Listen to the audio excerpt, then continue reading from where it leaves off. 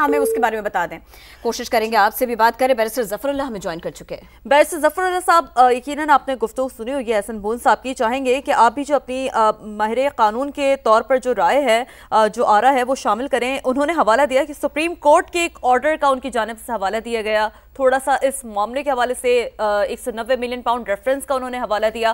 آپ کیا سمجھتے ہیں پی ٹی آئی کے پاس ابھی کیا آپشنز موجود ہیں اپیل کے حوالے سے؟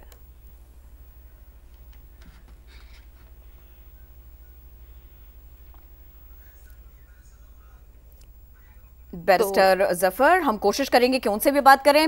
ماہر قانون سے بات کرنا اس وقت اس لیے بھی ضروری ہے کیونکہ بڑا معاملہ ہے، بڑا حکم سامنے آ چکا ہے۔ سیاسی امپلیکیشنز کے اوپر بعد میں بات کریں گے، ابھی قانونی معاملات کو دیکھنا بہت ضروری ہے۔ ہم دہرا دیتے ہیں فیصلے کے کچھ نکات جو اب تک ہمارے سامنے آ چکے۔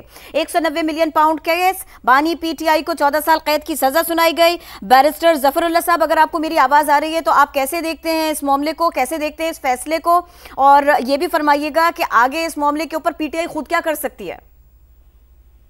جی تھینک یو ویری مچ۔ بڑی سمپل سی بات ہے، قانونی پیچیدگیوں کے بجائے بغیر کہ 65 ارب روپے پاکستان کے حساب سے جو 190 ملین بنتے ہیں، یہ برطانیہ نے حکومت پاکستان کو دینے تھے، عوام پاکستان کو۔ تو عمران خان صاحب نے بجائے عوام پاکستان کے یہ ملک ریاض صاحب بیٹون کو دے دی، سادہ کی بات ہے۔ اور دوسری بات یہ ہے کہ اس سے بدلے زمینیں نہیں، اس کے بدلے میں اس کو اب بھول جائیں، لیکن 65 ارب روپے ہمارے گم ہو گئے، میرے گم ہو گئے، آپ کی گم ہو گئے۔ تو بڑا سمپل سا کیس تھا، پاکستان کی تاریخ کا سب سے بڑا کرپشن کا کیس یہ ہے، پاکستان کی تاریخ کا سب سے بڑا کرپشن کا کیس یہی ہے۔ تو سزا بالکل ٹھیک ہے۔ اب ان کے پاس یہ ہے کہ وہ ہائی کورٹ میں جج صاحبان کے سامنے اپنی اپیل کر لیں گے، جو فیصلہ ہونا تو بعد میں ہو جائے گا، بس یہ کریں۔ اور یہ بھی فرمائیے گا، قید بامشقت بھی ہے، اس کے ساتھ میں جرمانہ بھی ہے، اور پھر اس کے بعد میں وہ جو ان کا یونیورسٹی تھی وہ زمین بھی ضبط کرنے کا حکم دیا گیا ہے عدالت کی جانب سے۔ انہوں نے وہ جو فائدہ پہنچایا تھا 65 ارب روپے ان کی جیب میں ڈالے تھے کئی اکاؤنٹ کے، تو اس کے بدلے میں رشوت کے طور پر انہوں نے کوئی زمین لی تھی، کوئی کیش لیا تھا۔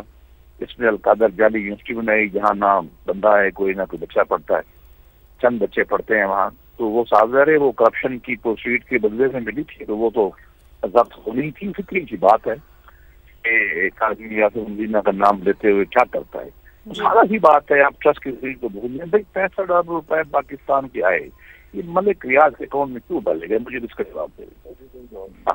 اور سب سے بڑا کیس پاکستان کی ہسٹری کرپشن کا، آج تک کسی سے کہیں الزام نہیں لگا جو یہ پاکستان کا تعلق ہے۔ اور نیب نے اپنے کیس کو بالکل صحیح سے پٹ اپ کیا، اور وہ اپنی بات کو ثابت بھی کر پائے، اور بانی اور ان کی اہلیہ بالکل بھی اس سلسلے میں کچھ ایسا پیش نہ کر سکے اپنے حق میں جو ان کے جاتی ہوئی چیزیں ہوتی ہیں۔ نیب کے کام کو آپ کیسے دیکھتے ہیں؟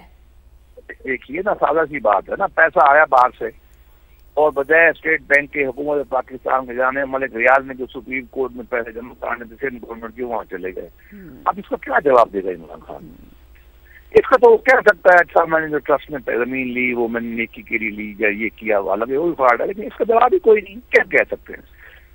ایسے آئے آگے ہے ہو گئے ہیں، اس کا تو بس ثابت کرنے کی کیا ضرورت ہے؟ سو سمپل، میں ساری پیچیدگیاں چھوڑ رہا ہوں وکالت والی، سمپل سی بات کروں تاکہ عوام کی بات سمجھ آ جائے۔ یہ ڈاکہ تھا پاکستان میں 65 ارب روپے کا، اس پہ سزا ہو گئی، سادہ سی بات ہے۔